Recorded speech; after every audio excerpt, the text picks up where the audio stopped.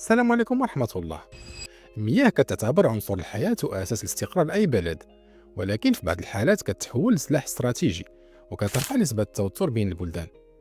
اليوم كاين خلاف كبير بين المغرب والجزائر بسبب سد قادوسة اللي بناه المغرب في 2021 فوق واد قير، واللي هو واحد الواد صغير جاي من شرق الأطلس الكبير وكيكمل الطريق ديالو للجنوب الغربي الجزائري. الجزائر كتقول باللي هاد السد هذا حرمها من الماء، وبسبب ديالو سد جرف التربة نشف من الماء، والشيء اللي زاد من أزمة الجفاف في بعض المناطق. أما المغرب فكيأكد بلي الهدف الوحيد منه هو تزويد سكان المنطقة بالمياه اللي أصلا كتعاني من الجفاف، وبلي عمره ما حبس الماء على شي حد.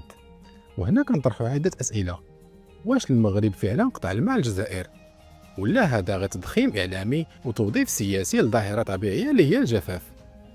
واش هذا الصراع هذا على الماء غادي يكون مجرد خلاف عابر، ولا ممكن يولي سبب في توترات أكبر بين الجارتين؟ باش نفهموا الصورة كاملة خاصنا نحلوا المعطيات ونشوفوا القضية من بزاف الجوانب. قبل ما نبداو ما تنساش دير جيم واشترك في القناة. أنا عندنا سلطان، يلا نبداو. الخلاف حول المياه بين المغرب والجزائر زاد وتر العلاقات بين البلدين، خصوصا بعد بناء المغرب لسد قادوسة سنة 2021 على واد قير، واللي كينبع من جبال الأطلس الكبير وكيمتد نحو الجنوب الغربي الجزائري. الجزائر كتقول ان هذا السد هذا تسبب في خنق سد جرف التربه اللي كاين في بشار، واللي السعه ديال التخزين ديالو هي 350 مليون متر مكعب، واللي كتعتبر من المصادر الرئيسيه للمياه في هذه المنطقه. هذا الشيء خلق جدل كبير حول ما اذا كان المغرب بالفعل قطع المياه على الجزائر، او اذا كان المشكل مرتبط اكثر بالجفاف اللي كيضرب المنطقه بشكل عام. وفي هذا السياق غادي نشوفوا وجهات نظر مختلفه حول هذا الموضوع، ما بين الحقائق التقنية والجوانب السياسية والموقف الرسمي ديال كل طرف. بعض الآراء كتقول أن الجزائر كتبالغ في التصعيد الإعلامي ديالها، وأنها كتحاول تسيس الموضوع باش تبرر المشاكل الداخلية اللي كتعاني منها في إدارة المياه.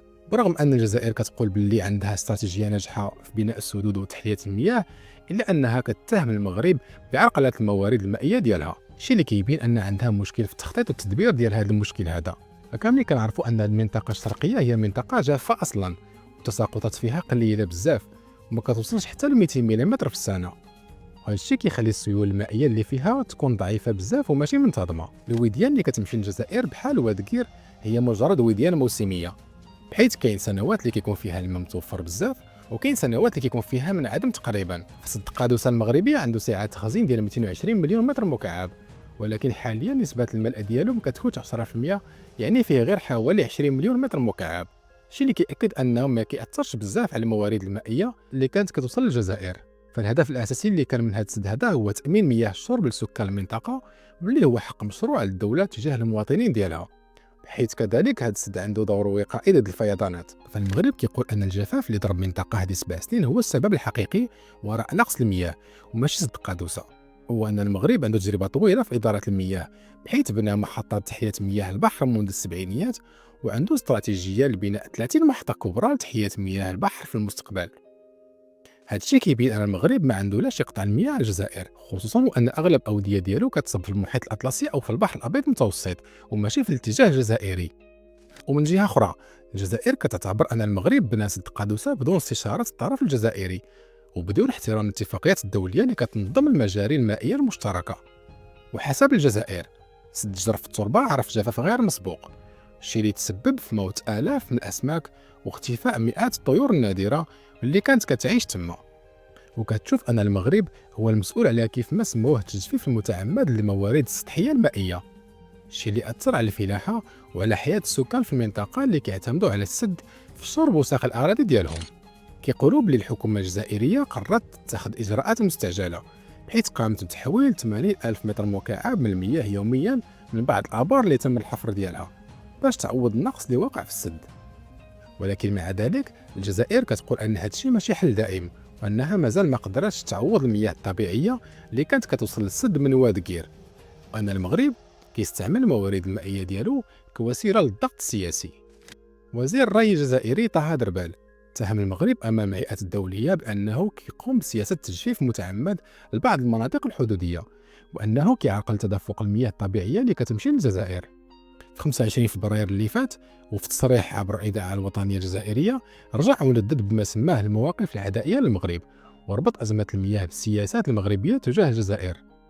الخلاف على سد قادوسة وسد جرف التربة كيبين الصعوبات اللي كتواجه الدول اللي عندها مصادر مائية مشتركة. خصوصا في ظروف الجفاف اللي كيزيد كل عام في شمال افريقيا. المغرب كيقول باللي السد ضروري لتوفير الماء وحمايه المنطقه، والجزائر كتشوف باللي هذا الشيء زاد من الازمه عندها. الحل الامثل ماشي في التصعيد الاعلامي، ولكن في الحوار والتنسيق بين جوج الدول على اساس الشفافيه والاتفاقيات الدوليه، حيث الماء خاصو يكون سبب التعاون ماشي سبب للصراع. وفي الأخير المشكل الحقيقي ماشي غير في السد، ولكن في التدبير الناجح للموارد المائية والقدرة على إيجاد حلول مستدامة بدون تسييس القضية.